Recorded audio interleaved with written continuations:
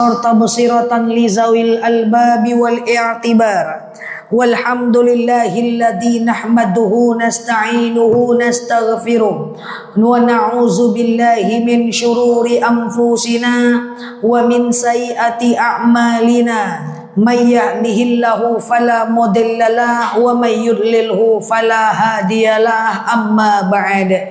Ibu-ibu yang saya sayangi karena Allah, sebelum kita mulai kajian kita berdoa kepada Allah, semoga siapapun kita yang hadir dalam majelis ini, insya Allah Allah sehatkan badan kita, Allah kuatkan jasad kita, Allah tambah ruh keimanan kita, Allah luaskan rezeki kita, Allah angkat segala masalah kita, Allah jauhkan kita dari orang-orang zalim, Allah matikan kita dalam keadaan husnul khatimah. Amin. Allahumma amin. Sehat semua, Bu? Baik, hari ini insyaallah kita membahas tentang bab kurban. Karena di Senin keberapa bulan depan? Kita Senin keberapa? 3 ya? Senin ketiga bulan depan kita tidak ketemu lagi untuk menjelang berkurban. Lah, takajui lo ibu nak ketemu lagi ya. Maksudnya menjelang kurban kita nggak ketemu lagi. Kita cuma ketemu hari ini menjelang kurban. So kita bahas sedikit tentang bab kurban paling lama 30 menit ke depan. Cocok? Baik. Ibu-ibu yang saya sayangi karena Allah, kurban ini adalah salah satu syariat ajaran agama Islam yang dibawa oleh Nabi Ibrahim dan Nabi Ismail. Jadi Nabi Ibrahim itu, Bu, dia punya istri 2, Bu. Yang pertama namanya adalah Siti Sarah. Cek sebentar ya, storing dia. Ini bisa dimatiin nggak? Bentar ya. Oke. Yang pertama namanya adalah Siti Sarah. Menikah dengan Siti Sarah, lama tidak punya anak.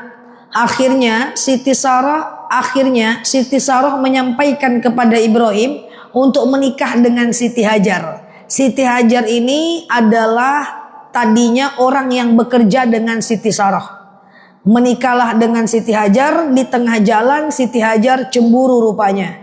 Akhirnya Nabi Ibrahim Siti Sarah cemburu, akhirnya Nabi Ibrahim meletakkan Siti Hajar di kota Mekah. Rupanya dengan Siti Hajar, Nabi Ibrahim pun lama nggak punya anak. Akhirnya Siti Hajar kemudian Nabi Ibrahim bersama Siti Hajar kemudian berdoa kepada Allah. Doanya masyhur, doanya adalah Rabbi habli minas salihin, Rabbi habli minas salihin, Rabbi habli minas salihin. Apa artinya? Ya Allah, karuniakan kepadaku anak yang soleh. Ya Allah, karuniakan kepadaku anak yang soleh. Jadi kalau kita belum punya anak, belum punya cucu, mintanya bukan sekedar anak, tapi mintanya anak yang soleh. Tidak lama setelah itu lahirlah Nabi Ismail, anak pertama daripada Nabi Ibrahim. Setelah itu Siti Sarah baru lahiran, namanya Ishak anaknya. Makanya para Nabi Ibrahim itu dikenal dengan Abul Anbiya, yaitu bapaknya para nabi. Tadinya nggak punya anak, akhirnya mendatangkan keturunan para nabi-nabi. Jadi rata-rata para nabi itu keturunan Nabi Ibrahim. Nabi Ismail ini ketika dilahirkan ujian mereka itu berat. Ketika Nabi Ismail lahir, kemudian Nabi Ibrahim diperintahkan oleh Allah untuk meninggalkan Siti Hajar, dan Nabi Ismail di gurun pasir yang sangat tandus. Kesulitan mencari air, seorang ibu namanya Siti Hajar akhirnya lari-lari kecil dari bukit Safa Marwah, Safa Marwah, Safa Marwah, Safa Marwah, ingin mencari air.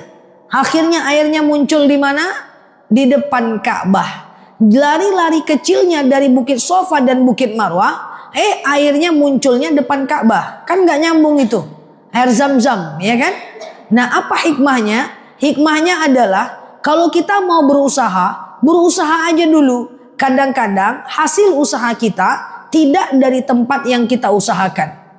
Nah, jadi usaha aja dulu. Itu Siti Hajar mencari air karena ditinggalkan oleh Nabi Ibrahim di bukit Safa dan Marwah. Tahu-tahu air Zam-Zam, dan airnya bisa kita rasakan sampai sekarang, Masya Allah, dari kejadian Siti Hajar dan Nabi Ismail. Apalagi yang kedua, sebelum peristiwa kurban, ternyata dari Nabi Ibrahim ada namanya Ka'bah. Nabi Ibrahim menjadi orang yang kesekian kalinya membangun Ka'bah. Di depan Ka'bah ada bukti Nabi Ibrahim pernah berkontribusi membangun Ka'bah. Ada makam Ibrahim di situ, betul? Lalu ketika Nabi Ibrahim membangun Ka'bah, Nabi Ismail ikutan juga. Ayah ikut ayah, itulah lebih kurang. Lalu kemudian Nabi Ismail mengambil batu dan dia letakkan di dekat Hijr Ismail yang sekarang kita lihat kalau kita pergi ke Hijr Ismail, ke Ka'bah. Setengah lingkaran itu adalah Hijr Ismail. Apa itu Hijr Ismail? Batu yang pertama kali diletakkan oleh Nabi Ismail ketika membangun Ka'bah. Setengah lingkaran di dalam batu itu tempat mustajab doa. Karena di dalamnya, di atasnya ada talang air untuk Ka'bah. Jadi makanya kalau kita umroh jangan masuk ke Hijr Ismail. Kalau tawaf nanti tidak bisa, karena tawaf itu adalah mengelilingi Ka'bah. Kalau masuk ke dalam Ka'bah tidak tawaf namanya. Hijr Ismail bagian dari dalam Ka'bah, maka nanti pergi ke Hijr Ismailnya. Bayangkan dari Siti Hajar dan Nabi Ismail ketemu namanya air Zam-Zam. Dari Nabi Ibrahim ada namanya Hijr Ismail. Ini keluarga yang luar biasa. Dan yang ketiga, dari Nabi Ibrahim dan Nabi Ismail kita belajar dan menetapkan satu syariat yang ditetapkan oleh Allah, yaitu syariat berkurban. Saya terlalu cepat, Bu? Enggak ya? Ketika Nabi Ismail ditinggalkan di kota Mekah, lalu kemudian Nabi Ibrahim bermimpi. Nah, kita ulang kisahnya. Apa kata Nabi Ibrahim? Ya bunaya, hai anakku, inni ara fil manam anni adbahuka. Sungguh aku menengok dalam mimpiku bahwa aku diamanahkan menyembelihmu. Fanzur madza taro, bagaimana pendapatmu? Apa kata Nabi Ismail? Qala ya abatif al ma tu'mar. Ayah, if'al ma tu'mar. Lakukan apa yang Allah perintahkan kepadamu. Satajiduni insyaallahu minas sabirin. Sungguh aku akan mendapatimu sebagai orang yang sabar. Kira-kira ibu kalau suami ibu bilang, dek, abang mimpi dek, ya, abang mimpi suruh bunuh adek, dek, apa kata ibu? Nganga abang mah ya. Tapi Nabi Ismail budak kecil, anak kecil. Ya abatif alma tu'mar. Ayah, lakukan apa yang Allah perintahkan kepadamu ayah. Tenang aja ayah. Satajiduni insyaallahu minas sabirin. Aku akan mendapatimu sebagai orang yang sabar. Memang Nabi beda dengan kita. Kalau Nabi itu kalau mimpi langsung datang dari Allah. Kalau kita mimpi datangnya dari kalau kita mimpi datang dari terkenang-kenang masa lalu, ya kan? Tapi kalau Nabi bermimpi itu udah dari Allah. Makanya kata Nabi Ibrahim, kata Ismail, if'al ma tu'mar, lakukan apa yang Allah perintahkan kepadamu. Satajiduni insyaallah minas sabirin, mudah-mudahan aku mendapatimu sebagai orang yang sabar. Ya Allah Karim, pergilah Nabi Ibrahim dan Ismail berjalan kaki ke tempat penyembelihan. Nyampai di tengah jalan ketemu dengan setan. Ibrahim, ngapain kau sembelih anakmu? Belum tentu itu perintah dari Tuhanmu. Dilempar. Ibrahim, kenapa kau sembelih anakmu? Lama kau dapat anak lagi? Dilempar. Itulah sekarang orang haji melontar jamroh. Jadi tempat penyembelihan Ismail dan Ibrahim masih bisa kita lihat sampai sekarang. Kalau kita pergi umroh di lingkungan Mina dan Muzdalifah, ada sebelah kiri di atas bukit, tidak terlalu rendah dan tidak terlalu tinggi, kita akan lihat tempat penyembelihan Ismail dan Ibrahim. Umroh bisa, karena orang umroh ada ziarah, ada jalan-jalan ke Padang Arafah, melewati Mina, melewati Muzdalifah, betul ya? Nah, masih bisa dilihat tempat penyembelihannya sampai sekarang. Nah, itu tidak jauh dari tempat orang melontar jamroh. Kalau saya mau ibaratkan, ya, pasar pagi Arengka itu adalah rumah Nabi Ismail dan Ibrahim. Kemudian di Eka Hospital itu tempat melontar jamroh. Di sini adalah tempat penyembelihan. Jadi tempat melontar jamroh itu di tengah jalan sebelum pergi ke tempat penyembelihan. Paham sampai sini? Ketika ingin disembelih, maka Nabi Ismail yang anak kecil itu luar biasa berpesan kepada bapaknya, dan cerita ini masyhur di mana-mana, perlu untuk kita syiarkan sebanyak-banyaknya. Ada berapa keinginan Ismail yang disampaikan kepada Nabi Ibrahim ketika ingin disembelih, gitu ya. Yang pertama, ayah, sebelum engkau sembelih aku ayah, telungkupkan wajahku ayah, agar aku tidak merasa takut dan tidak melihat pisau yang akan menebas leherku ayah, dan agar engkau tidak sedih melihat wajahku ayah. Telungkupkan wajahku ke tanah ayah, agar aku tidak merasakan takut. Ayah, asah pisaumu ayah. Kenapa Ismail? Aku takut ayah, andaikan tak kau asah pisaumu, nanti aku akan merasakan sakit dan aku meronta-ronta sehingga engkau kesulitan menyembelih aku ayah. Ayah, angkat jubahmu ayah. Kenapa Ismail? Aku takut ayah, andaikan tak kau angkat jubahmu ketika ingin menyembelih aku, akan terkena percikan darahku ayah. Nyampai di rumah ditengok oleh ibu, sehingga ibu teringat-ingat kepadaku ayah. Ayah, kurbankan aku, lupakan aku. Ayah, bawalah bajuku pulang ayah, dan sampaikan kepada ibu bahwa engkau telah menyembelih aku, sebagai bukti bajuku bawa pulang bahwa engkau telah melaksanakan perintah Allah. 5. Ayah, sampaikan salamku kepada ibu ayah, dan sampaikan pesanku, bersabarlah dan bertawakallah. 6. Ayah, jangan dekatkan anak kecil kepada ibu sementara waktu ayah, karena aku takut ibu akan teringat-ingat kepada aku. 7. Ayah, ikat tanganku kuat-kuat ayah, agar aku tidak merasakan sakit dan aku tidak meronta-ronta ayah, agar kita tetap menjalankan perintah Allah. Anak kecil sebelum disembelih berpesan kepada bapaknya. Itulah pesan Nabi Ismail kepada Nabi Ibrahim ketika akan disembelih. Dan Masya Allah, ternyata itu cuma ujian dari Allah. Makanya hidup ini, kalau ada kesulitan, lewati dulu. Jangan-jangan itu cuma ujian yang akan berbuah manis pada akhirnya. Dan terbukti Nabi Ismail diganti oleh Allah menjadi hewan kurban. Ini adalah dalil untuk panitia-panitia kurban ketika nyembelih hewan kurban. Ayah, telungkupkan wajahku ayah, agar aku tidak merasakan takut dan tidak melihat pisau yang akan menebas leherku ayah. Maka sunnahnya panitia kurban, kalau mau nyembelih hewan kurban, kalau bisa hewan kurban itu tidak melihat pisau yang akan menebas lehernya. Makanya jaraknya dijauhkan dulu. Satu-satu yang mau disembelih baru didekatkan. Ini ndak jaraknya 3 meter. Ditengoknya kawannya mati. Woi, sebentar ya bawa kemana? Ujung-ujungnya dia loncat pagar orang, naik rumah orang, lepas dia.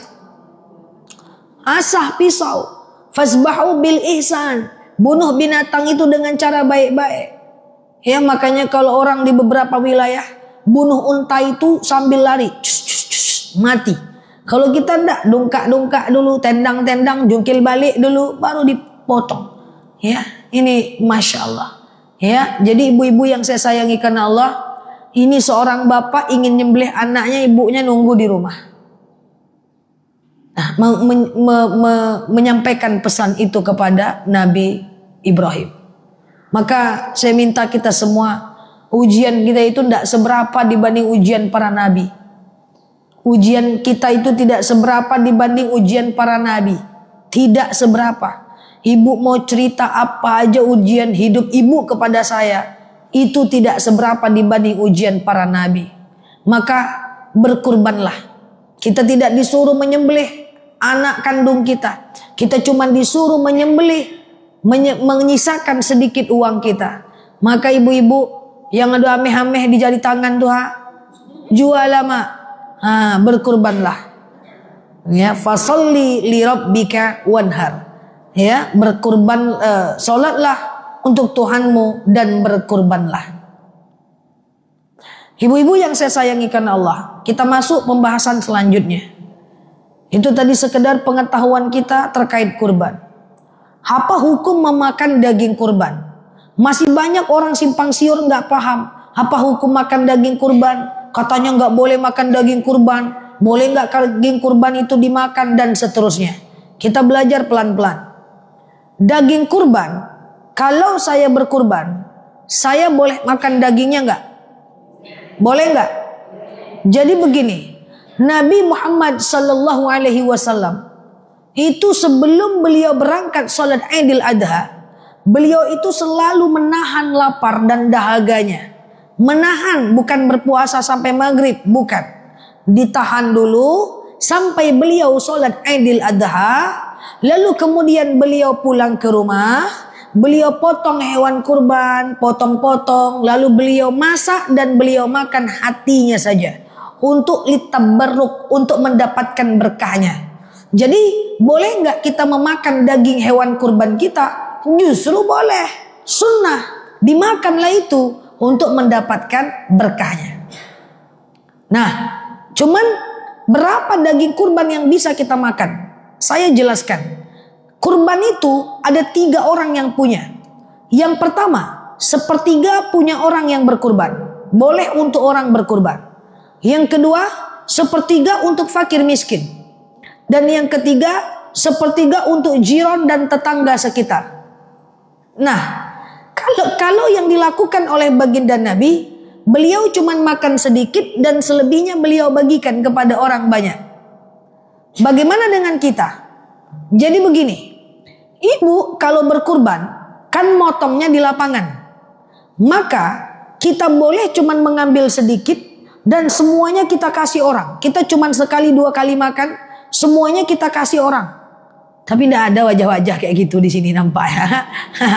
Rata-rata kita ambil 2 kupon kalau kita berkurban, betul? Kita bawa 2 kilo ke rumah kita. 2 kupon itu di bawah sepertiga, jadi masih boleh. Nah, persoalannya nanti kita yang berkurban ini, kita kan udah makan tuh daging kurbannya. Maka boleh nggak nanti selebihnya kita cuman makan, masak sedikit, kita kasih tetangga, selebihnya kita kasih teman, atau kita masak, kita arisan orang makan di rumah kita, atau kita ajak orang makan daging kurban di rumah kita, boleh nggak? Boleh nggak? Boleh, justru itu bagus. Makannya sedikit aja, lebihnya kasih orang. Kita ambil 2 kupon, nyampe ke rumah, lebihnya kasih orang. Tapi masa nggak boleh kami makan semua? Boleh, tapi jangan lama betul masaknya. Lama kali dia di freezer, lam cigok-cigok bilo lambo dimasak, ya kan? Jadi boleh. Jadi daging kurban yang kita berkurban boleh memakannya.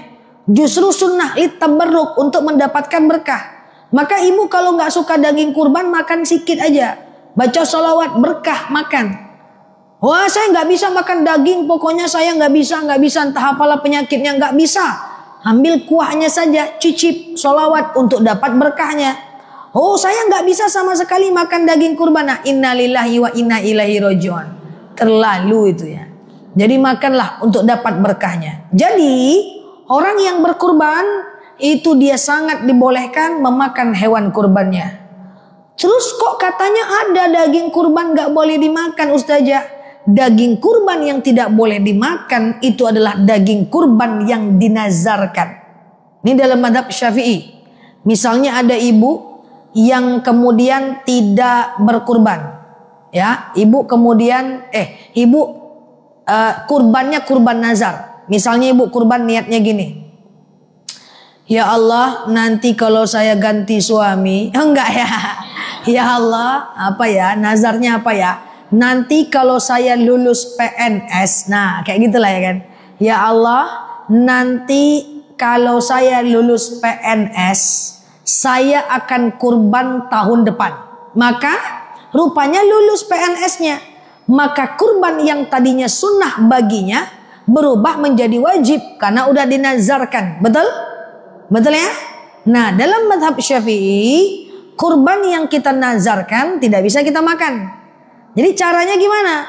Caranya ngomong ke panitia. Hei Pak Panitia, apa tuh? Ingat ya Pak, ini adalah daging kurban yang saya nazarkan. Tolong dipisahkan. Motong-motongnya dipisahkan. Atau ingatlah kening saya nih Pak. Ingat wajah saya, ingat juga wajah kerbau saya Pak. Nanti pas saya ambil kupon, saya mau ambil kupon, jangan kasih daging yang ini Pak. Kasih daging yang lain. Karena daging punya kita harus dibagikan semua. Kalau kita tetap dapat kupon sebagai peserta. Paham sampai sini? Nah, tapi jarang lah ya kan yang kurban nazar. Ada juga ya?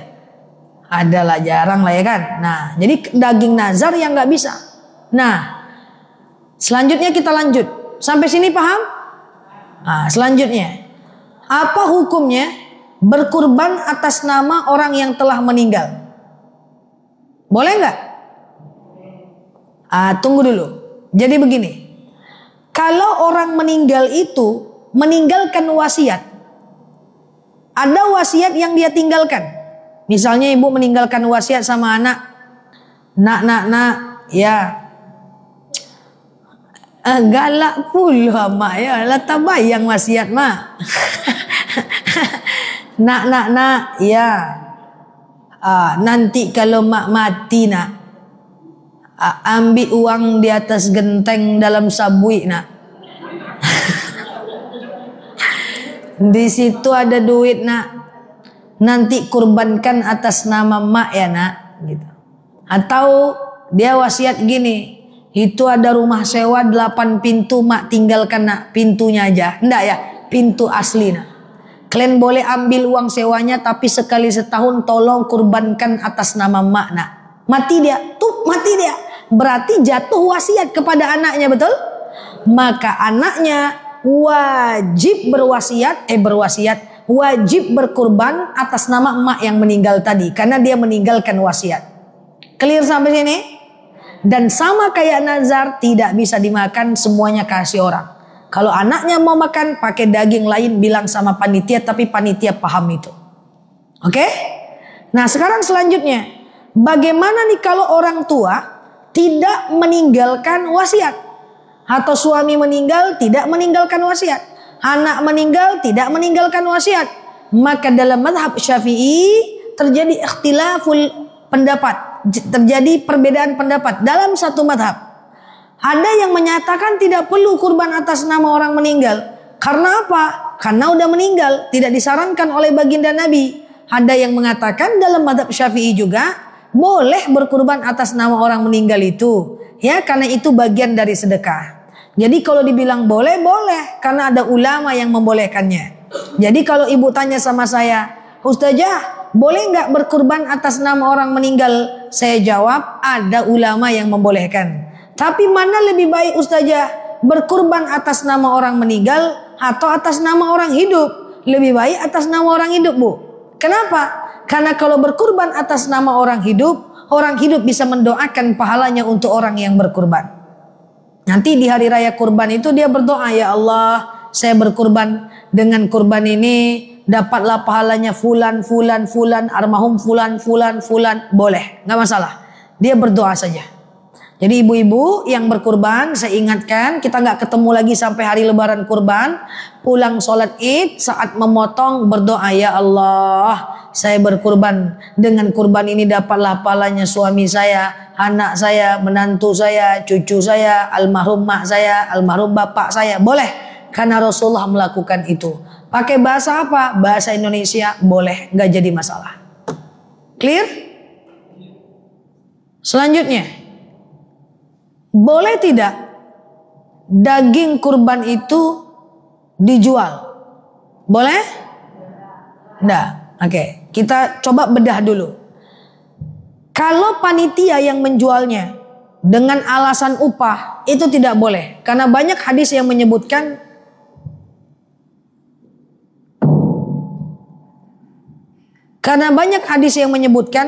daging kurban itu mesti dibagikan semua. Mau kulitnya, mau apanya, semua harus dibagikan ke masyarakat. Nanti kita bahas soal upahnya. Nah, dibagikan semua ke masyarakat itu. Nah, kulitnya semuanya dibagikan. Tapi ketika daging kurban itu sudah sampai ke tangan masyarakat, tadi panitia kan gak boleh menjualnya ya. Menjual untuk upah kan gak boleh ya. Dia harus bagikan semuanya. Tapi ketika daging itu sudah sampai ke tangan masyarakat, maka terpecah menjadi dua. Orang kaya tidak boleh menjualnya. Dia hanya boleh mensedekahkan saja. Keterlaluan lah kayo jual daging kurban puluh. Lah atau dia masak, atau kebetulan orang kaya ini jualan bakso dia.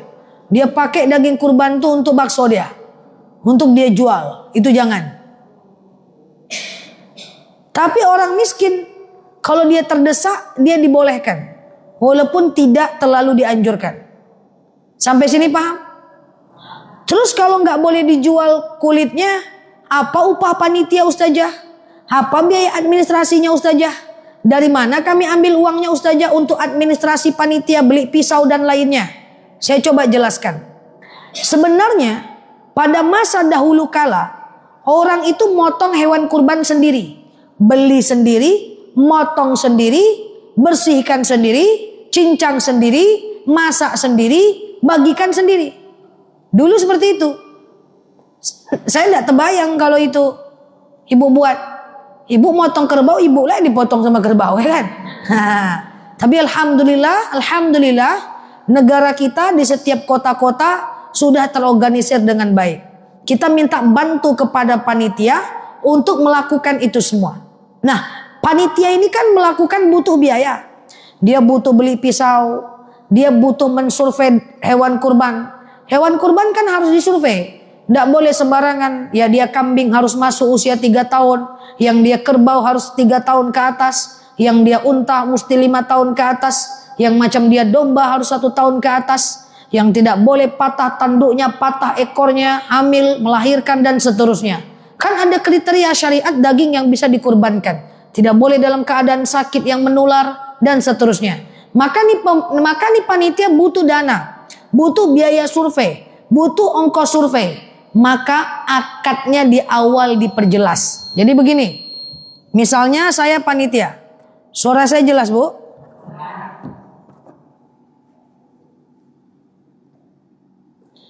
Misalnya saya panitia. Maka ada ibu mau bayar sama saya. Ustazah, iya. Saya bayar hewan kurban. Berapa ustazah? 3 juta. Saya harus akadkan. Bu, 3 juta ini 2.900.000 untuk kurban dan 100.000 untuk administrasi ya. Pas dia bilang yes, aman. Jadi jangan ambil dari jual hewan kurban, ambil dari biaya adminnya. Paham sampai sini? Ada kaitannya. Boleh nggak masak-masak untuk panitia kurban? Ibu ada masak-masak di sini? Ada masak-masak? Dulu ada berarti ya? Dulu masak-masak untuk panitia kurban tuh nggak ada masalah. Karena orang sudah tahu sama tahu, yang berkurban juga mengizinkan, kan begitu. Tapi belakangan ada pendapat nggak boleh, hati-hati. Ya udah, kita ambil jalan tengahnya. Saya coba ketengahkan itu untuk mengambil jalan di mana lebih aman buat ibu-ibu. Karena mungkin ibu-ibu mendengar ceramah haram makan hewan kurban untuk panitia, haram mengambil jatah kurban untuk panitia. Daripada ibu risau-risau, maka kita ambil jalan tengahnya. Jadi begini Bu, panitia itu kan dia udah bekerja. Terus dia pengen masak daging kurban, diambil sebagian untuk masak. Coba saya tanya lagi, tadi daging kurban itu punya siapa? Sepertiga punya orang yang berkurban, sepertiga punya orang miskin, sepertiga punya siapa? Jiron, tetangga orang kaya. Kalau ibu mau masak-masak doang, supaya lebih aman, caranya seperti ini. Bilang sama panitia, saya rasa udah dilakukan. Orang bayar 3 juta, Pak, ini 2.900.000 untuk kurban ya Pak. 1 juta ini untuk apa ya? Untuk administrasi ya Pak. Izin, boleh nanti kami ambil segenggam 2 genggam untuk panitia masak-masak Pak. Kalau dia bilang boleh, aman. Izinnya waktu dia daftar, paham ya? Atau saat motong, dikumpulkan dia 7 orang waktu hewan kurbannya dipotong. Pak, boleh kami ambil sedikit untuk panitia? Boleh, aman dia. Kalau ada 1 orang bilang tidak boleh, kata dia, angkat parang tuh sedikit tinggi-tinggi. Boleh Pak. Harusnya boleh lah. Kan kita kurban untuk orang. Lah kalau kita kurban untuk diri kita sendiri 2.500.000, 3 juta belikan kerbau makan surang di rumah. Sampai kolesterol naik darah, hipertensi. Kan kita kurban untuk orang. Harusnya boleh lah. Makanya yang berkurban ini jangan banyak-banyak kali pula. Banyak kali pula. Dapat dua kupon, dia udah berkurban, harusnya kurbannya untuk orang. Ya kan, nyampe di rumah dia tengok daging, gleme-gleme sadonyo kata dia. Hilang keikhlasannya. Makanya ingat kata Ismail, kurbankan aku ayah, lupakan aku. Yang berkurban tuh mesti hati-hati. Setelah serahkan uang 2 juta, 3 juta ke panitia kurban, jangan diingat-ingat juga duit keluar tuh lagi. Ini serahkan uang 3 juta, nyampe rumah tengok gorden dah jelek. Bagus beli gorden aku lagi. Tidak ikhlas. Apa kata Ismail? Kurbankan aku ayah, lupakan aku. Itu ikhlas. Hati-hati dengan sosial media. Boleh berfoto dengan hewan kurban.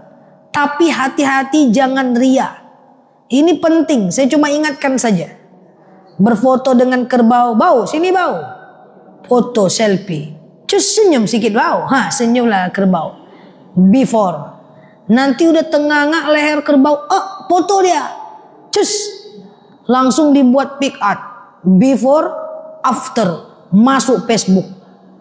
Alhamdulillah, Masya Allah, saya sudah berkurban. Tidak menyangka akhirnya bisa menyisihkan sebagian rezeki untuk berkurban. Shalalalala. Lupa dia punya utang sama orang. Utang kau tidak kau bayar, kurban kau. Jadi hati-hati. Boleh posting tapi jaga hati. Clear sampai sini? Kita di Mekah boleh posting tapi jaga hati. Jangan sampai kalau bahasa Minangnya piti keluar pahala tidak dapat. Ya kan? Ngeriang gua ama-ama. Jangan sampai uang keluar pahala nggak dapat.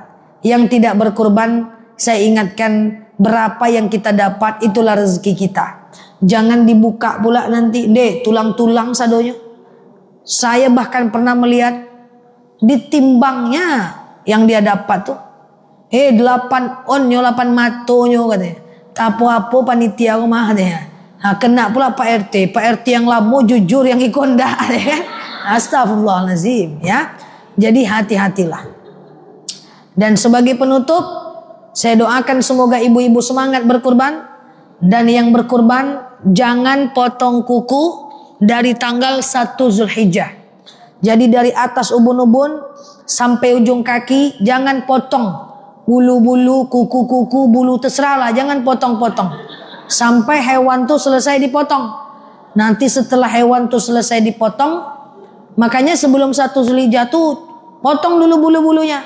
Potong kukunya 10 hari itu lama. Ya, nanti setelah habis, setelah hewan kurban dipotong, baru kita di rumah memotongnya. Memotong kuku, laki-laki cukir kumis, rapikan jenggot, menghadap dia ke kiblat sambil berdoa, inni wajjahtu wajhiya lilladzi fataras samawati sampai wa ana minal muslimin.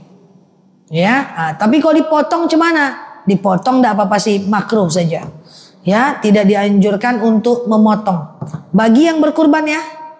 Bagi yang berkurban. Misalnya di rumah ibu siapa yang berkurban? Kalau yang berkurban istri tak boleh potong.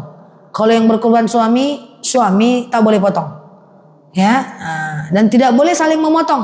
Karena abang tidak boleh memotong, aku aja yang potongkan bang. Tidak usah. Ya, tahan aja dulu. Dari tanggal 1 Zulhijjah sampai macam 10 Zulhijjah. Clear sampai sini ya? Semoga ibadah kurban kita menjadi makbul. Sekali lagi saya himbau yang ada cincin di jari-jari itu, kok selondokkanlah jari semua. Juallah, berkurbanlah. Ya, semoga Allah mudahkan. Cukup?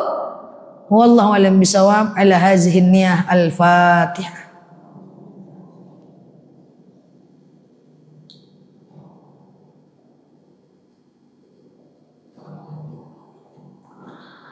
Amin ya Allah, amin ya Rahman, amin amin ya mujibas sa'ilin. Allahumma salli ala Muhammad wa ala ali Muhammad. Allahumma inna nas'aluka ridhaka wal jannah, na'udzubika min sakhatika wan nar. Allahumma inna nas'aluka salamatan fi dinina, afiyatan fi jasadina, ziyadatan fi ilmina, barakatan fi rizqina, taubatan qablal maus, rahmatan indal maus, maghfiratan ba'dal maus. Allahumma hawwin alaina fi sakaratil maus, najata minan nari wal afwa indal hisab. Allahumma antas salam minkas salam wa ilaika ya'udus salam, hayyina rabbana bisalam wa dakhalnal jannata darussalam, tabarakta rabbana wa ta'alita ya hazal jalali wal ikram. Allahumma inna na'udzubika minal hammi wal hazan, na'udzubika minal ajzi wal kasal, na'udzubika minal jubni wal bukhli, na'udzubika min ghalabatid daini wa qahar rijal. Allahumma yassir alaina umurana wa la tu'assir alaina umurana ya rabbal alamin. Allahumma in kana rizquna fis sama fa anzilhu, wa in kana rizquna fil ardi fa akhrijhu, wa in kana rizquna ba'idan fa qaribu, wa in kana rizquna haraman fatahhiru, wa in kana qalilan fakaththirhu ya rabbal alamin. Allahumma rabbana anfa'na bima 'allamtana wa 'allimna ma yanfa'una. Allahumma rabbana hab lana minas salihin, rabbana hab lana minas salihin, rabbana hab lana minas salihin ya rabbal alamin. Allahumma istajib du'ana ya Allah, istajib du'ana ya Rahman ya Rahim ya mujibas sa'ilin. Allahumma shalli ala sayidina Muhammad wa ala ali Muhammad. Subhana rabbika rabbil izzati amma yasifun, salamun alal mursalin, alhamdulillahi rabbil alamin. Wallahu alam bisawab. Usikum nafsi bittaqullah, wallahu muwaffiq ila aqwamit thoriq. Assalamualaikum warahmatullahi wabarakatuh.